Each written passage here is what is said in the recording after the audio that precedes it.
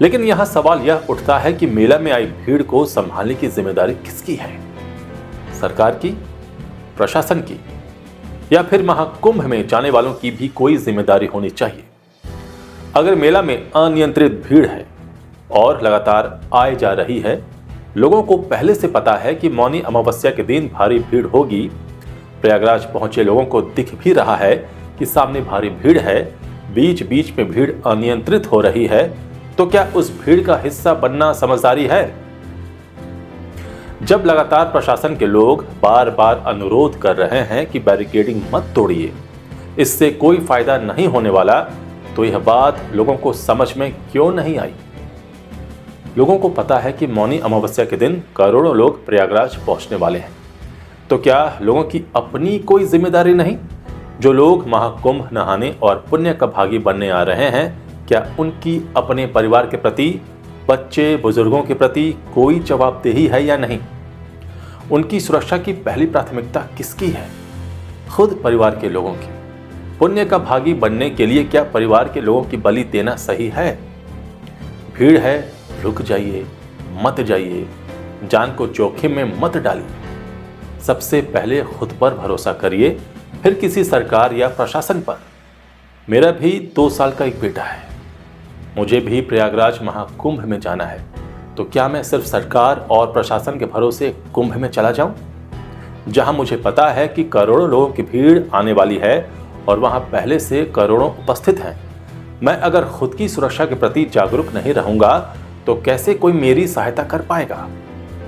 ईश्वर ने मानव जीवन क्यों दिया है? इसलिए दिया है कि वह किसी भी प्राणी से बेहतर सोच सकता है, फैसले ले सकता है। मनुष्य सिर्फ अपनी ही नहीं, दूसरे प्राणियों की सुरक्षा के बारे में भी सोचने की क्षमता रखता है, अगर चाहे तो। भगदड़ मचने से पहले जिस प्रकार से लोगों द्वारा बैरिकेडिंग तोड़ संगम पहुंचने की होड़ मची हुई थी, क्या उन्हें तनिक भी ख्याल नहीं आया कि उनके साथ बच्चे भी हैं, बुजुर्ग भी हैं? जीवन मिला ही है पुण्य करने के लिए, क्या सिर्फ संगम में डुबकी लगा लेने से पुण्य की प्राप्ति हो जाएगी? आप पुण्य के भागी तभी बनेंगे जब जीवित रहेंगे। जीवन रहेगा, आप अपने कर्मों से पुण्य कमाते रहेंगे। ऐसा थोड़े है कि मौनी अमावस्या के दिन त्रिवेणी संगम में डुबकी लगा लेने से पुण्य की प्राप्ति होगी। आप महाकुंभ के आसपास के घाटों में अगर डुबकी लगा लेंगे, तब भी आपको वही लाभ हासिल होगा जो संगम में डुबकी लगाने से होगा, क्योंकि पानी तो अविरल बह रहा है। मान्यता है कि प्रयागराज में समुद्र मंथन के दौरान अमृत कलश की कुछ बूंदें गिरी थी। बूंदें हरिद्वार, उज्जैन और नासिक में भी गिरी थी, लेकिन महाकुंभ प्रयागराज में ही होता है। लेकिन जब हरिद्वार में कुंभ मेला का आयोजन होता है, या नासिक में होता है, या उज्जैन में होता है, तो क्या वहां लोग नदियों के संगम स्थल पर जाकर स्नान करते हैं, या वहां मौजूद जो पवित्र नदी है वहां जाकर वे स्नान करते हैं और पुण्य के भागी बनते हैं? नासिक त्र्यंबकेश्वर में गोदावरी नदी के तट पर, हरिद्वार में गंगा के तट पर और उज्जैन में क्षिप्रा के तट पर कुंभ मेला का आयोजन होता है। लोग वहां मौजूद नदी के तट पर स्नान करते हैं। प्रयाग में गंगा, यमुना और अदृश्य सरस्वती नदी के संगम पर महाकुंभ का आयोजन होता है। लेकिन यहां सवाल यह उठता है कि क्या कुंभ के दौरान प्रयागराज में गंगा नदी के तट पर या यमुना नदी के तट पर स्नान करने से कम पुण्य की प्राप्ति होगी? नहीं, ऐसा कतई नहीं है।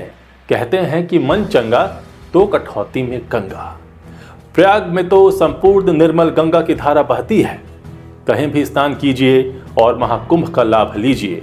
खुद भी सुरक्षित रहिए, परिवार को भी सुरक्षित रखिए। प्रधानमंत्री नरेंद्र मोदी ने महाकुंभ मेले की स्थिति के बारे में यूपी के मुख्यमंत्री योगी आदित्यनाथ से फोन पर बात की, पूरे मामले की समीक्षा की और तत्काल सहायता उपाय करने को कहा। सुबह घटना की सूचना मिलने के बाद से ही सीएम योगी आदित्यनाथ लगातार अधिकारियों से अपडेट ले रहे थे।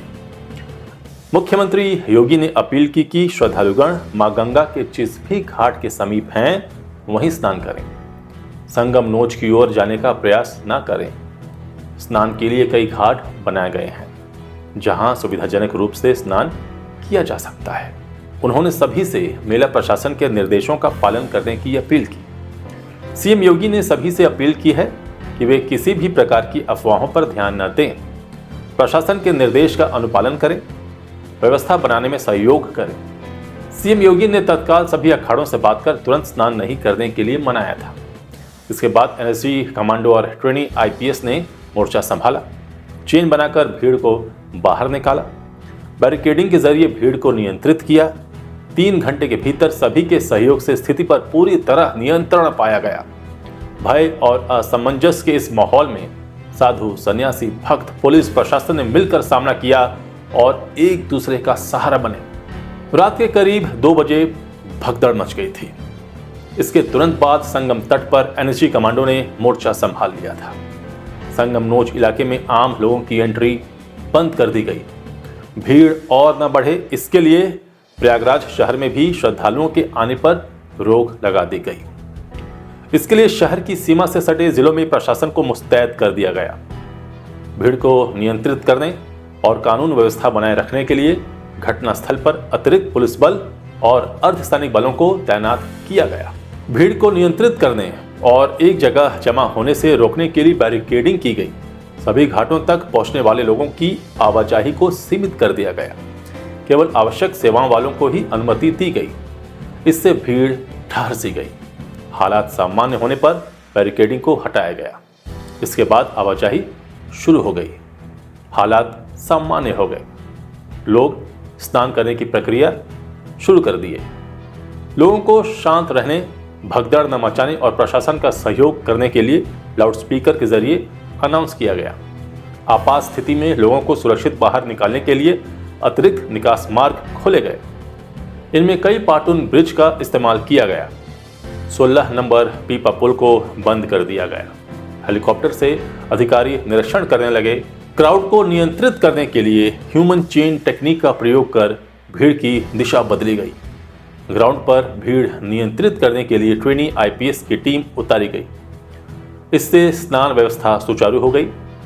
महाकुंभ में भगदड़ मचने के बाद पुलिसकर्मियों द्वारा अनाउंस करके भीड़ को रास्ता बताया गया। इससे श्रद्धालुओं को स्नान में आसानी हुई।